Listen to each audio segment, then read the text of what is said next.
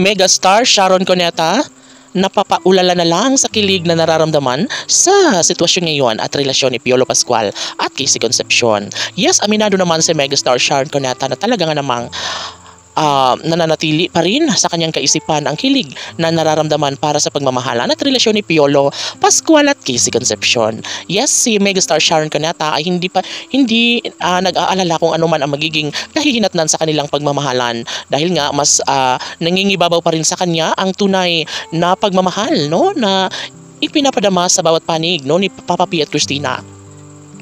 Yes, mahirap na umaasa sa ng mga netizens, ngunit ano ba ang kanilang magagawa kundi ang maghintay, kundi ang mananatiling positibo na balang araw kahit gaano man katagal mangyayari ang kanilang pag-iisang dibdib ay nasisiguro nila na may karoon din talaga ng kasaysayan, happy ending sa pagmamahala ng kanilang mga iniidolo na si Piolo Pascual at Casey Concepcion. Isa alang-alang ni megastar Sharon Cuneta ang lahat sa laban ng relasyon ni Papa P at Christina at naniniwala siyang magkaroon din ng magandang pagkakataon na magiging makulay rin balang araw ang relasyon ni Piolo Pascual at Casey Concepcion.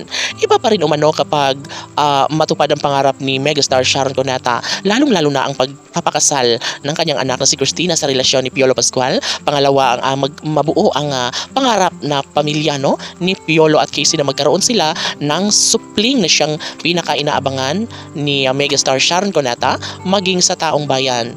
Walang ibang hiniling ang isang megastar Sharon Cuneta kundi ang lumigayang anak sa habang buhay na magiging healthy ang relasyon nila ni Christina at Papa P. And of course, hindi naman naniniwala ang mga bashers na magkaroon talaga ng pagkakatuluyan sa relasyon ni Papa P at Christina. Well, ganun talaga, hindi natin mape-bless kung ano nga ba ang kanilang kagustuhan para sa kanilang kaligayahan sa relasyon ni Piolo Pascual at Casey Concepcion.